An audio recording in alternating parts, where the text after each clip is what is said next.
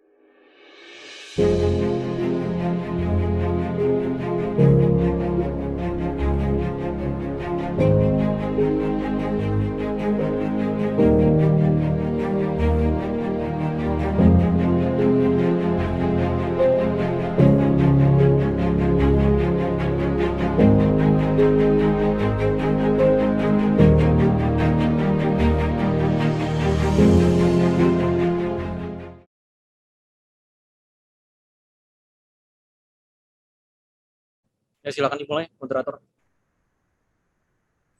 Baik, terima kasih. Assalamualaikum warahmatullahi wabarakatuh. Selamat siang semuanya. Terima kasih.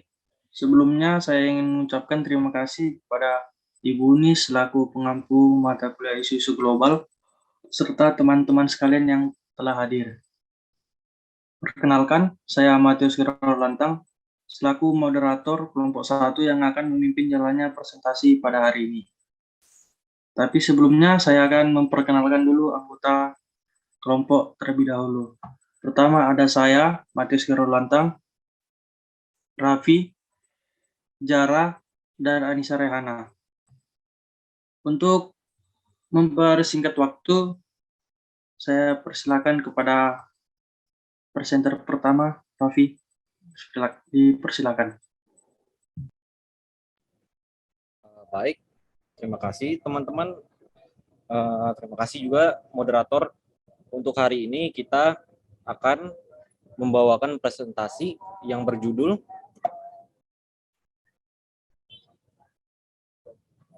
War on Climate Change, perubahan iklim bagaikan bom waktu terhadap manusia. Jadi pertama-tama sebelum kita memulai, ada baiknya kita membedakan sesuatu yang biasanya sering disalah kaprahkan oleh orang-orang ya. Ada perbedaan antara climate change sama global warming sendiri. Jadi climate change sendiri mencakup definisi yang lebih luas, yakni mengacu peningkatan pada perubahan iklim selama periode waktu yang lama. Perubahan iklim mencakup subjek curah hujan, pola angin, hujan, dan suhu. Terdapat perbedaan antara global warming dan climate change itu sendiri, yaitu pemanasan global mengacu terhadap kenaikan temperatur pada bumi. Kenaikan temperatur terjadi dikarenakan peningkatan konsentrasi efek rumah kaca pada atmosfer. Pemanasan global merupakan salah satu penyebab dari efek perubahan iklim, karena efek dari pemanasan ini menimbulkan efek samping terhadap ekosistem di bumi.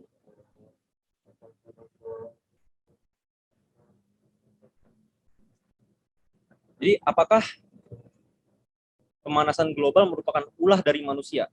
Fakta atau tidak?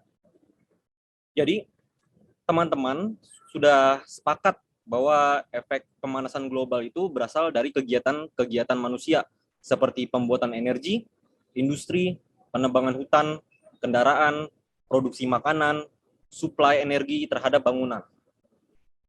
Di satu sisi itu manusia membutuhkan sumber daya alam seperti batu bara, minyak, dan gas untuk kebutuhan produksi dan kehidupan manusia. Namun, ada efek samping terhadap penggunaannya, yakni ketika bahan bakar itu digunakan, maka karbon akan terakumulasi dan dilepaskan ke atmosfer dalam bentuk gas karbon dioksida. Kehadiran gas ini sudah bisa kita rasakan pengaruh buruknya, yang berujung pada peningkatan suhu temperatur bumi yang lebih dikenal dengan pemanasan global atau global warming, yang berimbas pada perubahan iklim, yaitu climate change.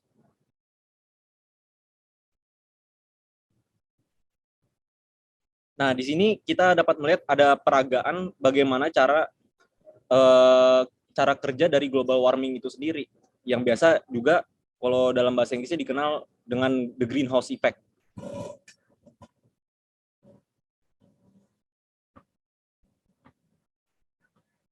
Nah, di gambar ini permasalahannya itu adalah sinar matahari mampu menembus atmosfer yang dipenuhi karbon dioksida.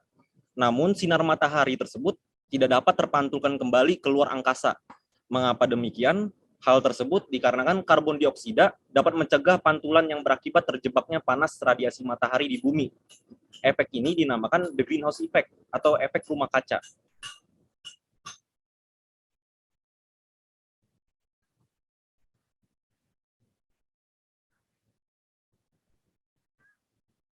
Lalu sesuai dengan judul kami, itu mengapa climate change itu bagaikan bom waktu bagi manusia. Oke, jadi setelah Perang Dingin itu, Perang Dingin selesai, pasca Perang Dingin, aktor-aktor internasional itu semakin memahami isu lingkungan itu, bahwa isu lingkungan ini dapat menjadi isu keamanan manusia yang tidak hanya sebatas perang, timur dan barat, kontrol senjata, dan yang menang dan yang kalah. Namun ada masalah lain yang menyangkut keamanan manusia, yang salah satunya adalah isu lingkungan dalam pemanasan global. Dalam permasalahannya, pemanasan global itu bersifat transboundary, di mana tidak hanya berdampak terhadap suatu negara, melainkan seluruh negara dan regional yang berada di bumi. Oleh sebab itu, aktor-aktor internasional itu sedang berusaha untuk bekerja sama lintas batas negara, karena para aktor sudah mulai sadar akan ancaman pemanasan global. Demikian juga, pemanasan global telah menjadi isu politik tingkat tinggi pada saat ini, bahwa manusia bertanggung jawab dari hasil degradasi lingkungan yang disebabkannya.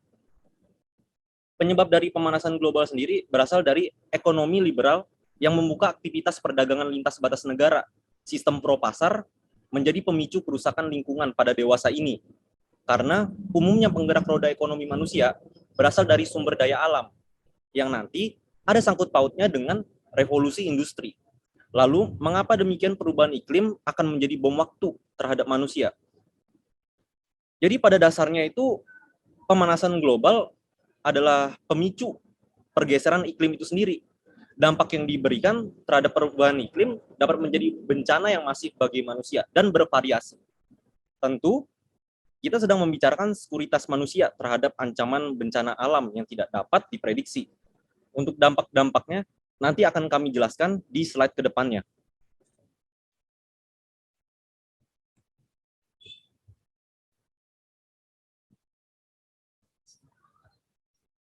Grafik pengeluaran karbon dioksida dari tahun 1850 sampai 2000.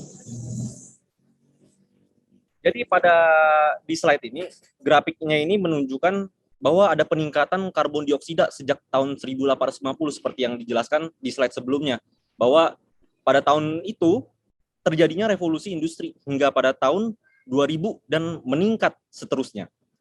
Menurut Heath dan Seeds, pengeluaran karbon dioksida meningkatkan 40% pada pertengahan tahun 1850 hingga pada tahun 2000.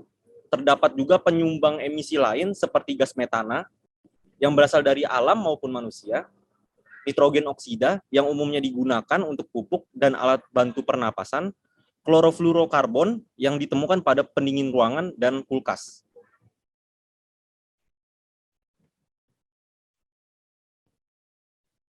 Di slide ini, yang subnya bagaimana temperatur pada bumi dari dulu hingga sekarang, faktanya adalah peningkatan pada suhu temperatur bumi mulai meningkat pada revolusi industri hingga pada tahun 2000. yakni pada tahun 1760, suhu itu berada di sekitar minus 0,85 Celcius hingga mencapai 0,2 Celcius pada tahun 2000. Menurut laporan dari National Aeronautics and Space Administration, atau biasanya disingkat NASA, global climate change pada 2 dekade kemudian, suhu temperatur global meningkat secara masif dari 0,2 Celcius hingga pada tahun 2000 mencapai 1 Celcius, dan pada tahun 2020. Grafik pada slide menunjukkan bahwa terjadinya peningkatan temperatur secara masif sejak tahun 1940 hingga pada tahun 2020. Kecepatan kenaikan temperatur global didukung dengan adanya revolusi industri yang menjadikan tata ekonomi baru. Bisa dilihat pada slide ini, pada tahun 2020 kita sudah mencapai suhu temperatur secara global itu 1 Celcius. Yang dulunya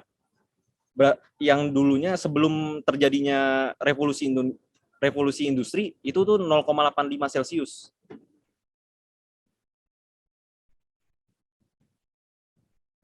Nah, pada gambar-gambar di sini kita dapat melihat bahwa inilah penyumbang CO2 terbesar. Mulai dari pabrik, industri, power plant atau PLTU, ada kendaraan, penebangan hutan, dan energy supply for building, atau pemberian suplai listrik terhadap bangunan-bangunan. Demikian ini dampak yang ditimbulkan dari pemanasan itu sendiri. Mulai dari panasnya suhu bumi, mulai kita dapat rasakan ya, semakin hari semakin panas. Terus juga mulainya pulau-pulau yang tenggelam, sea level rise, kelangkaan air, bencana, dan juga kelangkaan makanan.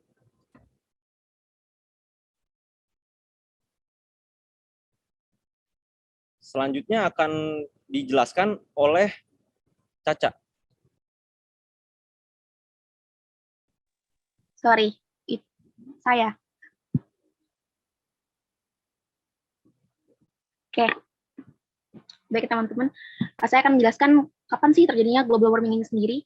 Seperti yang sudah dijelaskan tadi oleh Raffi, bahwa global warming ini dimulai saat revolusi industri yang berlangsung dari akhir abad ke-19. Jadi, dalam 100 tahun terakhir, suhu rata-rata permukaan bumi diperkirakan sudah semakin tinggi, yang semulanya dari 0,74 derajat Celcius sampai 0,18 derajat Celcius. Terus, menurut IPCC sendiri, bahwa kemungkinan besar peningkatan suhu rata-rata bumi pada abad ke-20 disebabkan oleh efek gas rumah kaca hasil dari aktivitas manusia. Kegiatan-kegiatan seperti ini meliputi penggunaan AC yang berlebihan, polusi dari kendaraan bermotor, asap pabrik, dan lain sebagainya. Sejak awal revolusi industri, kadar polutan di bumi akan kian meningkat, seperti karbon dioksida di atmosfer bertambah hingga 30%, metan bertambah 15%, serta asam nitra bertambah 15%. Next.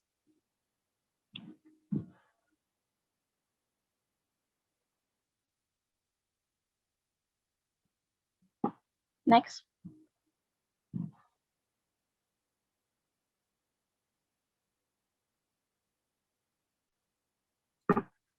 Korban dari dampak perubahan iklim sendiri yang pasti adalah manusia, lingkungan, dan juga binatang.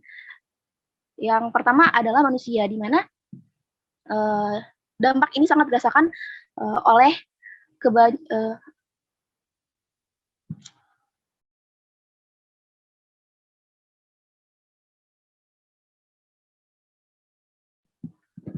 di mana manusia sekarang ini membutuhkan lebih banyak air bersih dan juga persediaan makanan yang kian hari kian berkurang. Selanjutnya ada lingkungan ya. Perubahan iklim ini berdampak pada lingkungan karena semakin hari suhu bumi semakin meningkat, yang mana berakibat pada meningkatnya kebakaran hutan, dan juga seperti yang teman saya jelaskan tadi bahwa meningkatnya juga permukaan air laut, yang mana hal ini berdampak juga pada hewan. Banyak hewan yang punah akibat kenaikan suhu bumi ini sendiri, seperti contohnya seperti contohnya beruang kutub yang semakin hari semakin punah, dan juga ada penguin asli di Antartika yang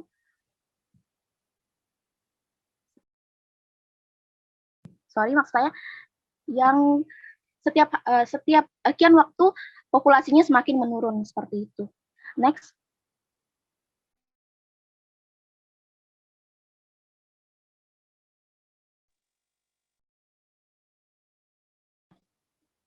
Akan dijelaskan oleh teman saya, Caca. Sebenarnya, perubahan iklim ini terjadi di seluruh wilayah di bumi ini. Mengapa dapat dikatakan terjadi di seluruh dunia? Hal ini dapat dikatakan dan kita lihat dari beberapa bukti yang ada. Pertama, jumlah bencana terkait cuaca telah meningkat 5 kali lipat selama 50 tahun. Terus ada permukaan laut global naik 20 cm pada abad terakhir dan masih terus meningkat. Terus yang terakhir sejak tahun 1800-an, lautan telah menjadi sekitar 40% lebih asam dan mempengaruhi kehidupan laut. Next.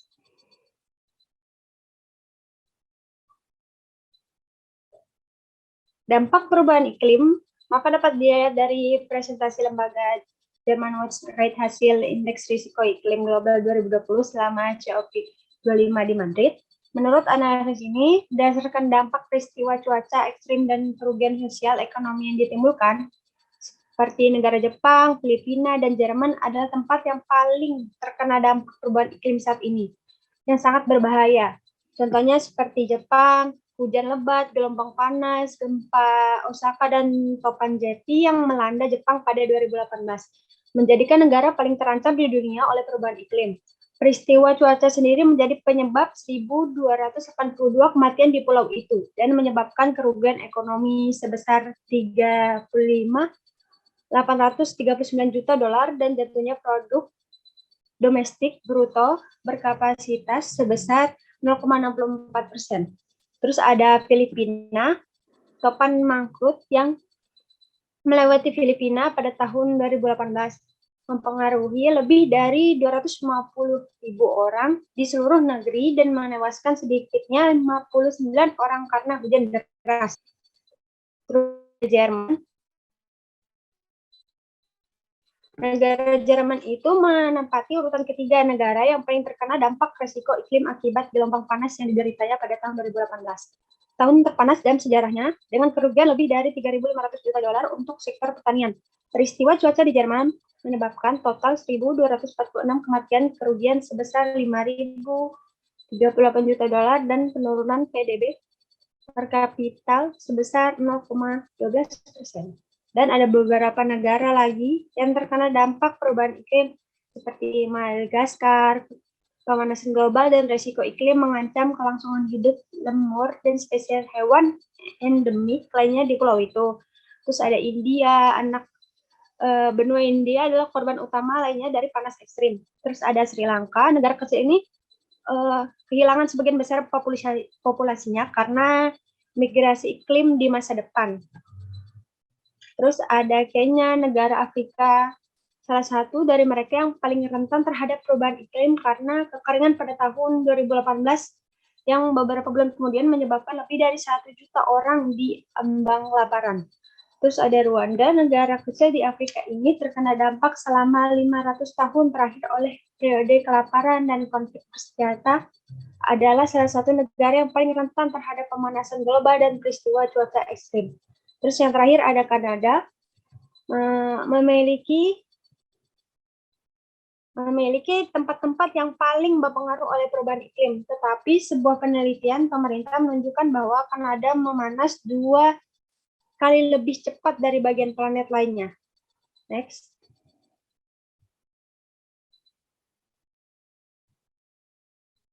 United National Framework Convention on Climate Change atau UNFCCC hadir sebagai rezim organisasi internasional PBB yang berfokus kepada perubahan iklim sebagai salah satu solusi dalam menangani masalah perubahan iklim yang ada. Setiap negara bekerja sama dalam UNFCCC untuk menetapkan agreement agar common interest dapat terwujud dan tercapai absolute gain. Hal ini selaras dengan pendapat neoliberalisme yang menyatakan bahwa perdamaian dapat terwujud melalui kerjasama, dan dari kerjasama itulah kepentingan masing-masing negara dapat terwujud secara bersama hal dan akan menimbulkan saling ketergantungan dan konflik antara masing-masing negara sehingga keuntungan dapat dirasakan secara adil dan merata.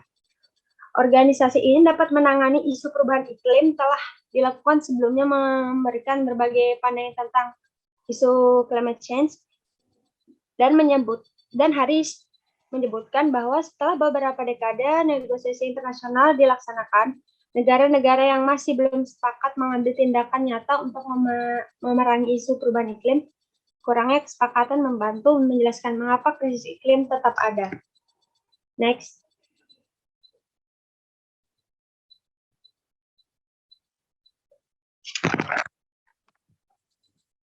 Fakta dan bukti pengaruh perubahan iklim. Gagal panen, kebakaran hutan, perubahan cuaca, dan siklus tropis dan tornado. Next. Ada Paris Agreement on Climate Change merupakan langkah negosiasi yang tepat yang telah dicapai oleh negara-negara. Kegagalan yang telah terjadi pada kesepakatan sebelumnya membuat negara-negara itu termotivasi terlibat dalam negosiasi mendatang untuk memperkuat janji nasional terhadap Paris Agreement serta menghasilkan kesepakatan yang jauh lebih ambisius antar negara dalam mengatasi penyebab krisis iklim ini. Noventi dan Hussein menyebutkan dalam penelitiannya, mencegah semakin buruknya dampak perubahan iklim di masa depan, Majelis Umum PBB membentuk Intergovernment Negotiation Committee INC pada tahun 1990. Dan selanjutnya mengadopsi kerangka hukum yaitu United National Framework Convention on Climate Change UNFCCC pada Mei 1992 yang bertujuan untuk menstabilkan konsentrasi gas rumah kaca di atmosfer pada tingkat yang tidak membahayakan iklim bumi. Dengan mendukung prinsip-prinsip kelanjutannya, stabilitas gas rumah kaca ini juga berupaya untuk menjamin produktif pangan dan ekonomi negara berkembang. Untuk mencapai tujuan ini, UNFCCC membentuk Convention of Parties (COP), yaitu badan yang bertugas untuk mengambil keputusan para pihak. COP berfungsi mengawasi pelaksanaan konvensi, mengawasi kepatuhan para pihak negara-negara terhadap persyaratan konvensi, memberikan fasilitas untuk pertukaran informasi antar negara, memberikan syarat kepada para pihak, dan membentuk lembaga pendukung jika diperlukan. Kembalikan ke Mateus. Ya, itu dia presentasi dari kelompok kami. Mungkin untuk selanjutnya saya akan membuka sesi pertanyaan. Bagi siswa yang ingin bertanya, silakan menggunakan fitur raise hand.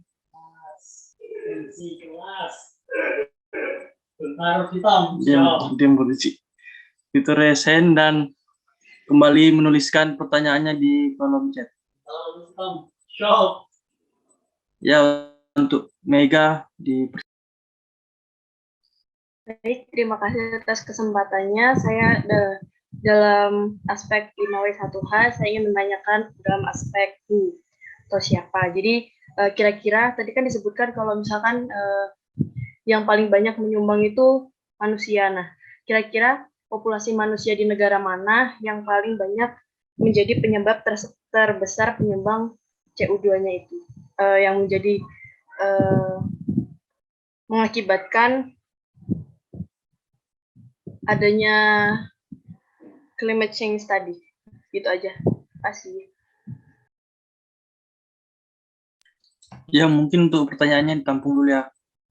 Untuk Moza, silakan. Oke, jadi saya ingin bertanya, tadi di slide PPT-nya kan ada penyumbang karbon dioksida terbesar, yaitu dari industri, terus pembangkit listrik, transportasi, deforestasi, sama suplai energi pada bangunan. Nah, saya itu ingin bertanya, negara apa saja yang menyumbang dari karbon dioksida terbesar ini? Misalnya dari industri itu negara apa, terus pembangkit listrik dari negara apa, transportasi, deforestasi, sama suplai energi pada bangunan. Itu aja. Terima kasih. Ya, mungkin untuk pertanyaannya ditulis lagi di kolom chat ya. Untuk Amel, dipersilakan.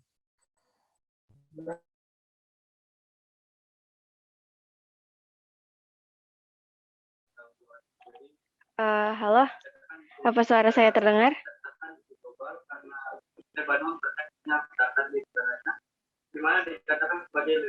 Kedengaran, Mel. Oke.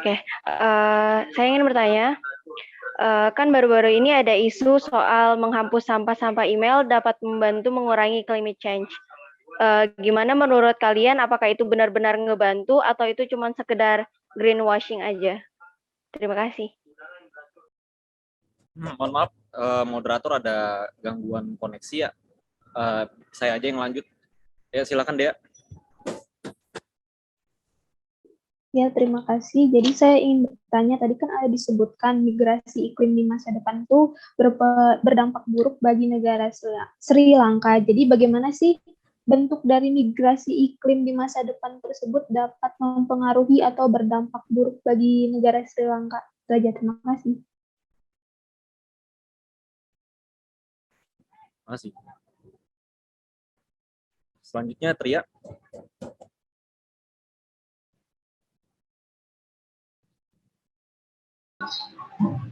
Ya, aku kan tapi aku mau tanya, jadi gini, karbon dioksida kan berasal dari efek gas rumah kaca atau pabrik-pabrik besar gitu kan. Nah, pertanyaan itu apakah mungkin negara-negara besar yang menghasilkan banyak emisi gas karbon ini bisa mengurangi emisi gas karbon tersebut yang dihasilkan oleh pabrik-pabrik yang mereka miliki?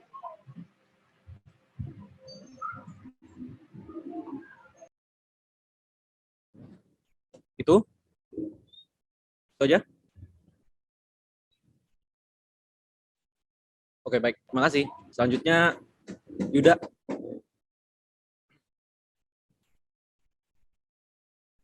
Baik, Vi. Kan tadi ada banyak contoh ya dari dampak dari climate change itu sendiri kan. Nah, ini aku mau bahas sedikit lebih detail gitu. Nah, tentang dengan habitat flora dan fauna yang ada di lautan gitu loh. Karena kan setahu aku kan karbon dioksida itu yang terjebak di dalam atmosfer itu kemudian kan dilepas lewat air hujan tuh. Nah, hal itu juga kan mengakibatkan permukaan laut menjadi lebih asam gitu. Jadi gimana gitu? Apa ada cara juga untuk mengatasi hal-hal seperti itu gitu? Itu aja, terima kasih.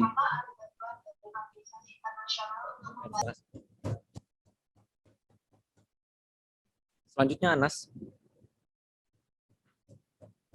Iya, jadi pertanyaan saya sama kayak Amel itu yang tentang penghapusan email itu, apakah memang dia betul-betul efektif atau berpengaruh untuk mengurangi pemanasan global, sama ada juga salah satunya itu menggunakan aplikasi ekosien tentang penyumbangan tanaman. Nah itu apakah juga itu benar-benar pengaruh kan, karena kita tahu itu kan aplikasi tanaman. Nah jadi apakah itu akan berpengaruh atau efektif ke depannya untuk mengurangi pemanasan global? Terima kasih.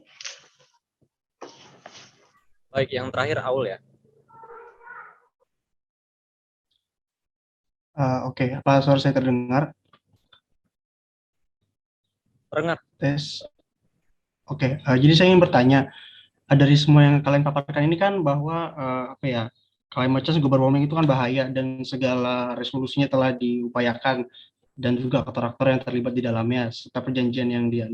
Tapi masalahnya adalah apakah aktor-aktor ini yang itu tetap apa ya, tidak mengalami kerugian gitu dalam menjalankan perjanjian internasional ini, yang dimana terutama pada negara-negara industrial kayak misalnya ya sebut saja Amerika, China gitu. Mereka negara-negara industri. Nah, justru untuk apa ya, mengurangi emisi dengan cara menurunkan tingkat industri mereka itu justru akan merugikan mereka gitu. Jadi menurut pendapat kalian, apakah negara-negara tersebut itu mau nggak apa ya, apakah tidak mengalami kerugian ketika mereka tuh melakukan hal tersebut gitu? Karena dari beberapa yang saya baca tuh ada beberapa negara yang melanggar perjanjian ini, global warming ini, karena mereka merasa akan dirugikan gitu, tingkat pendapatan negara mereka akan berkurang dan lain-lain, terutama itu sih. Jadi menurut pendapat kelompok kalian gimana soal itu? Baik, terima kasih. Kita tangkap dulu ya. Ya.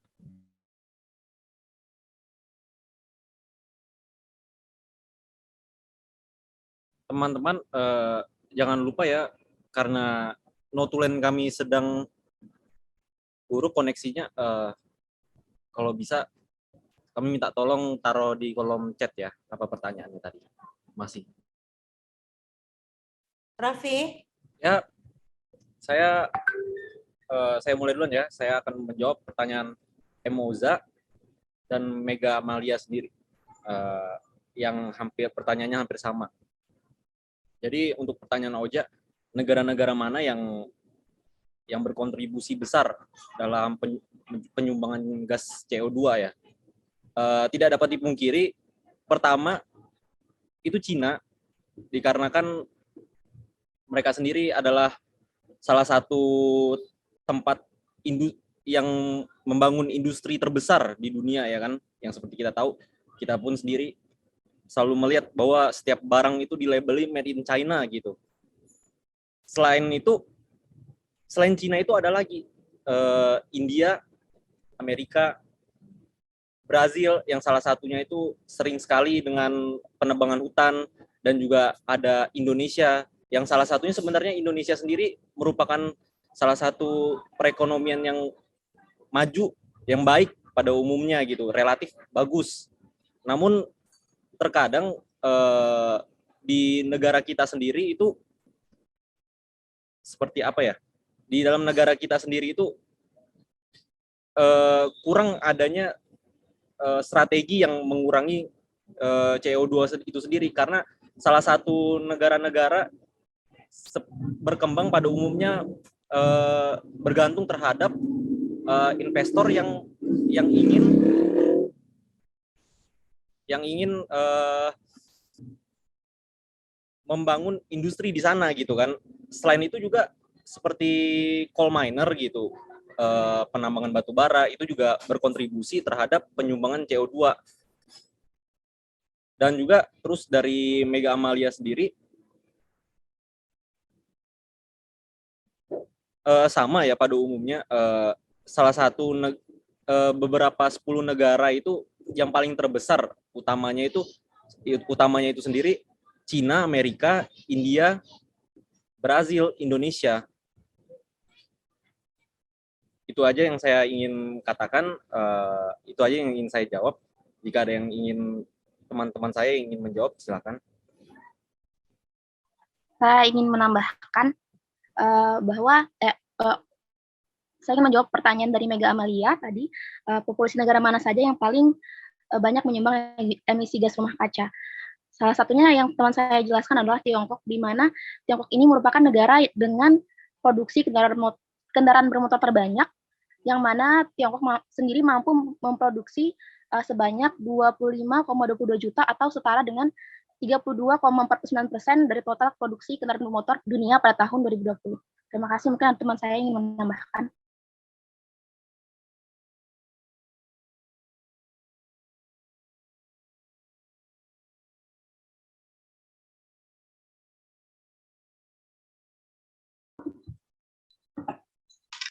Saya ingin menjawab pertanyaan Amel tentang apakah menghapus email itu bermanfaat.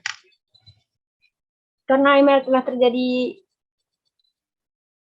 menjadi bagian kita sehari-hari, tak hanya untuk pekerjaan, banyak pemberitahuan tuh dikirim secara digital lewat email.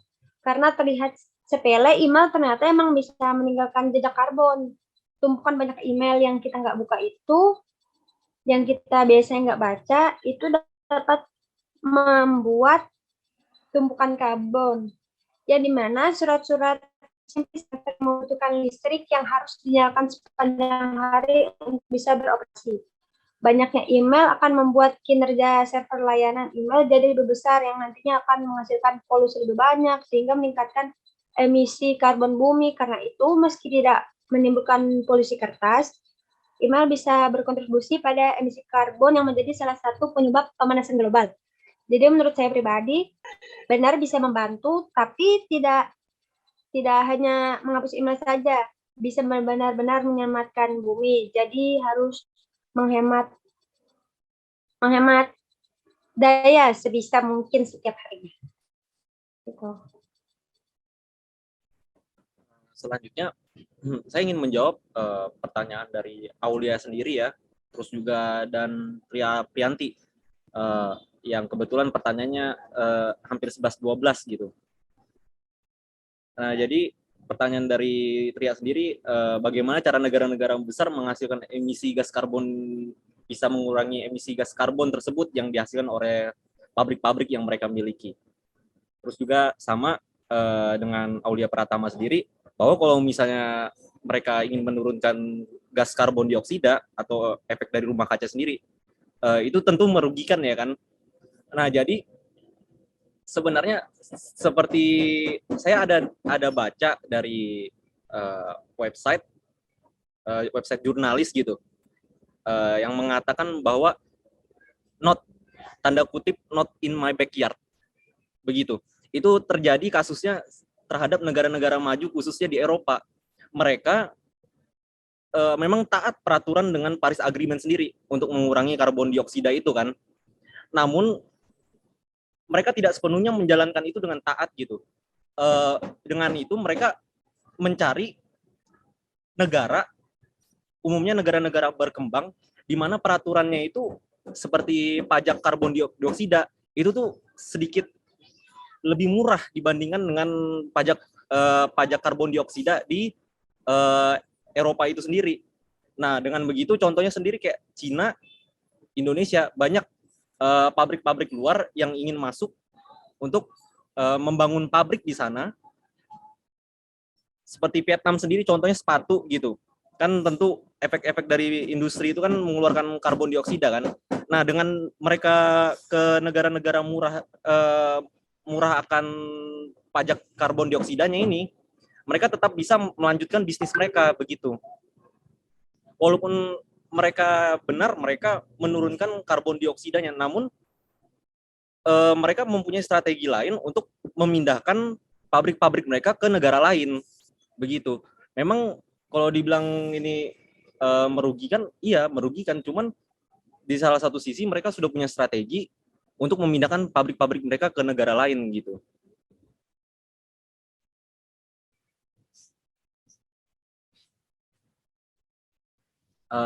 Apakah dapat dipahami kah Aulia sama Tria?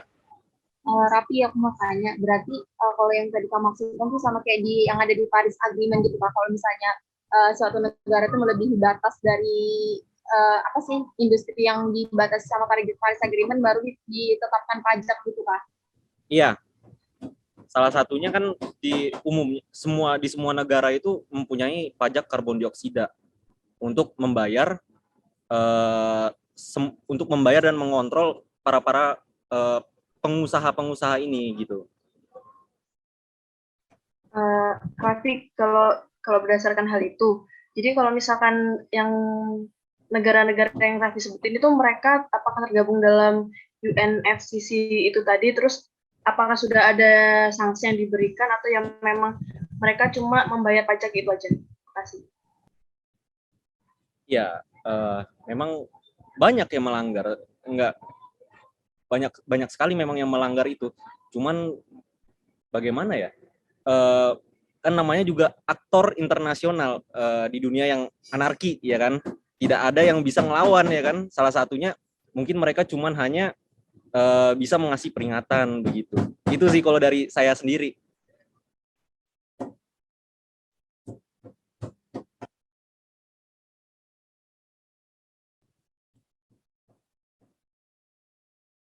Gimana? Apakah ada yang lain?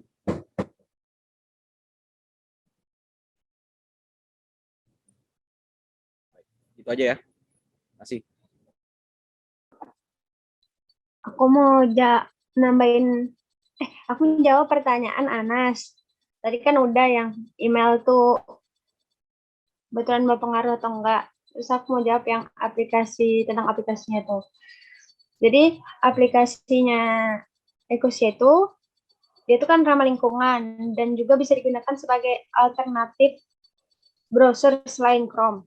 Terus aplikasi ini juga bertujuan untuk setiap pendapatan iklan yang diperoleh digunakan untuk melakukan reboisasi sebanyak 80% penghasilan iklan yang diperoleh menjadi sumber dana Ecosia. Jadi aplikasi ini juga dapat menanam pohon sebanyak mungkin dan sejauh ini aplikasi ini sudah digunakan 15 juta pengguna dan 9.000 lokasi penanaman pohon. Selain menanam pohon, gerakan dari mesin aplikasi ini juga dapat membangun pembangkit listrik tenaga surya. Terus aplikasi ini bisa dibilang bertujuan untuk membangkitkan kesadaran orang di seluruh dunia untuk tetap menjaga kesehatan bumi dan mengatasi isu pemanasan global yang bisa berdampak sangat besar bagi kelangsungan hidup. Jadi kalau digabungkan kita siap lagi mengakibatkan pengguna berbagai teknologi secara berlebihan.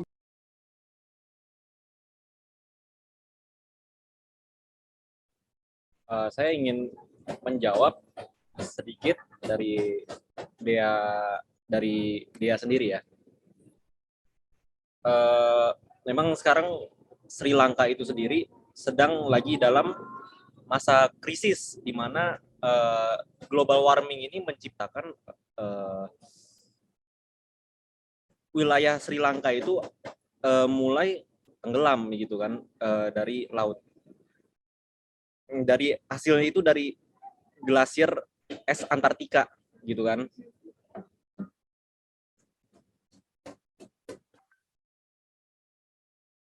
Dampaknya itu sendiri yang akan dirasakan oleh warga yang bermukim di sekitar di daratan rendah. Kalau misalnya ini global warming makin suhu panas temperaturnya makin meningkat, maka warga yang berada di daratan rendah akan mengevakuasi diri mereka ke daratan yang lebih tinggi lagi begitu. Kalau misalnya ada teman saya yang ingin menjawab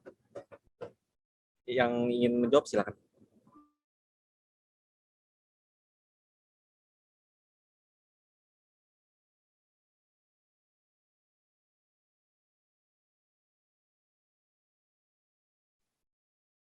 Jadi migrasi iklim tadi itu sama dengan perubahan iklim ya, cuma katanya aja yang beda. Ya, migrasi iklim sama perubahan iklim itu sama aja kok. Memang banyak pengertiannya itu sendiri. Cuman migrasi iklim, perubahan iklim itu berasal dari salah satu faktornya itu global warming, pemanasan global gitu. Nah, terus dampaknya menjadikan permukaan air laut di daerah Sri Lanka naik, jadi itu berdampak buruk bagi dataran rendah yang ada di Sri Lanka. Benar. Oke, terima kasih. Ya, sama. Dan juga berdampak buruk juga bagi ekosistem hewan sana, tanaman sana, jelas kan, karena air laut bakal membunuh tanaman di sana. Baik, saya akan menjawab pertanyaan dari Yuda untuk menyelamatkan biota laut tersebut. Di bumi ini ada beberapa istilah untuk menunjukkan karbon berdasarkan sumbernya. Ada karbon biru, terus ada juga black carbon atau karbon hitam, terus ada brown carbon yang dihasilkan dari emisi gas rumah kaca dan emisi antropogenik atau yang biasa kita sebut karbon dioksida. Karbon coklat ini berupa karbon dioksida, sementara karbon hitam berbentuk jelaga atau debu sisa pembakaran.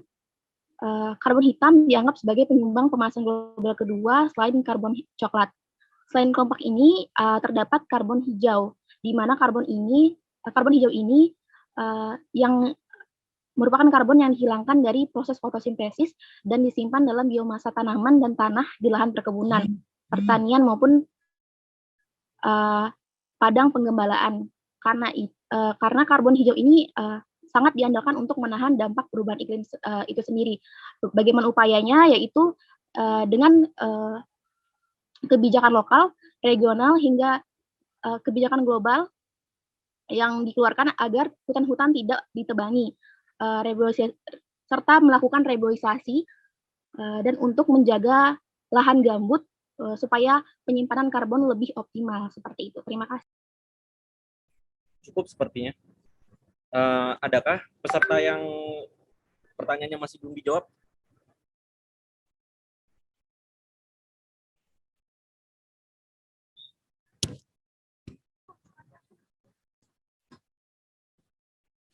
Saya anggap nggak ada ya. Oke, karena moderator saya tidak ada, maksudnya moderator kami tidak ada, terima kasih banyak. Saya akan tutup presentasi ini. Saya ucapkan lagi terima kasih terhadap Bu Unis sama peserta-peserta yang telah datang di breakout room 2 untuk sudah bertanya dan mengikuti presentasi kami. Terima kasih.